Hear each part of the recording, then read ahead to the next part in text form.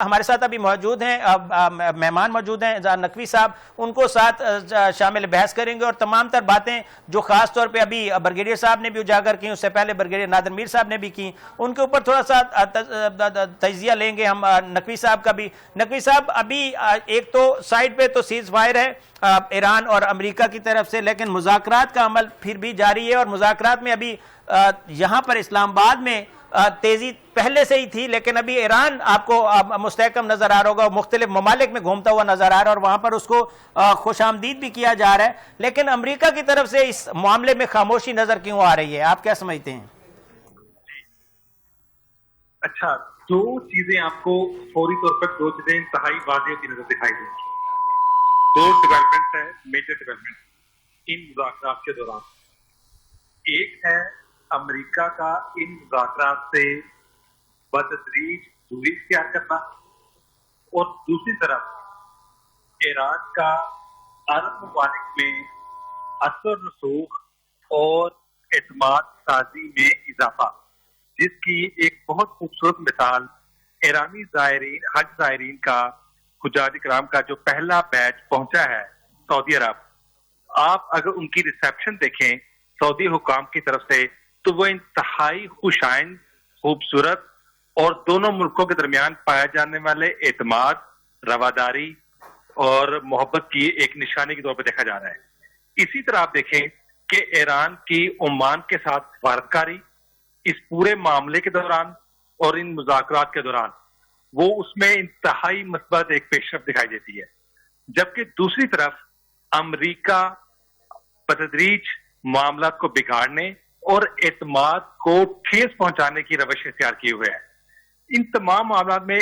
जो ईरानी वजीर खारजा, उनका पाकिस्तान के दो दौरों के दरमियान,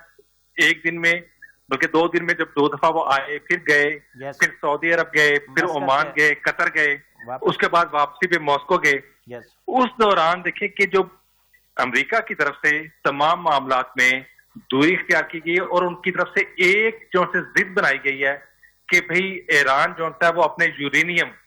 वो फौरी तौर पर उसको रोल बैक करे और किसी के हवाले करे, हमारे करे, या जैसे वो कह रहे हैं कि किसी, लेकिन ईरान ने कहा है कि भाई मामला जहां जिस नहज पे पहुंच चुके हैं उनमें एतमाद साजी के लिए पहला और ठोस जो कदम है कि वो अमेरिका की तरफ से ये होगा कि आप जो आपने समंदरों में, बैन अल-अक़वामी समंदर में नाकाबंदी की है, उसको फौरी तौर पे आप खत्म करें। अगर ये बात है कि किसी चीज में अगर आप मामला बढ़ाना चाहते हैं, आगे मस्बत अंदाज में बढ़ना चाहते हैं, तो ये पहला कदम, ठोस कदम है कि आपकी तरफ से एतमाद साजी की बहाली के लिए, क्योंकि ईरानियों का ये कहना है कि हमने बारहा देखा है कि अमेरिका की तरफ से मामलात और वादों को ब्रीफ किया गया है। जब 1 दफा, 2 दफा, 3 दफा ऐसे मामलात हो जाए, तो फिर बटन ऑन ऑफ करने से या किसी ब्यूरोक्रेटिक स्टाइल से या किसी हुक्मन आप हमें कुछ किसी चीज पे, मेज पर, जंग में किसी चीज पे कायल नहीं कर सकते। ईरान का पहले दिन से ये मामला, उनका ये मौकफ इंतहाई वाज़ेह और ठोस रहा है कि हम मुज़ाकरात के हामी हैं,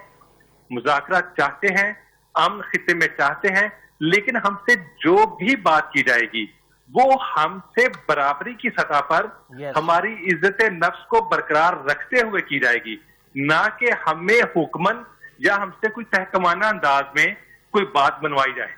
ऐसा नहीं होगा। और इसका उन्होंने अमली मुजाहरा मैदान जंग में दिखाया है, जिसके बाद ही आलमी कुव्वतें इस चीज पर राजी हुई हैं और इस चीज को मानने पे मजबूर हुई हैं कि ईरान से मुज़ाकरात किए जाएं। इसकी एक और आप ठोस मिसाल इस तरह ले लीजिए कि जर्मनी के चांसलर, ये यूरोपियन कंट्री में सबसे पहले वो थे जो सबसे ज्यादा ईरान के खिलाफ एक तरफ बयानात और वो दे रहे थे, और ईरान पे, और इन्होंने ट्रंप के बाद दूसरे शख्स ये हैं जिन्होंने कहा था कि ईरान के दिन गिने जा चुके हैं ईरान पर हमले से पहले। अब उनका 2 दिन पहले का बयान देखें कि उन्होंने उसी ईरान के बारे में कहा है कि हमें समझ नहीं आ रही कि ईरान ने अपना दिफा इस कदर ठोस अंदाज से और इतनी कुव्वत के साथ कैसे किया है, और वो इसको अब तक सस्टेन किए हुए हैं। ये है अमल मैदान में।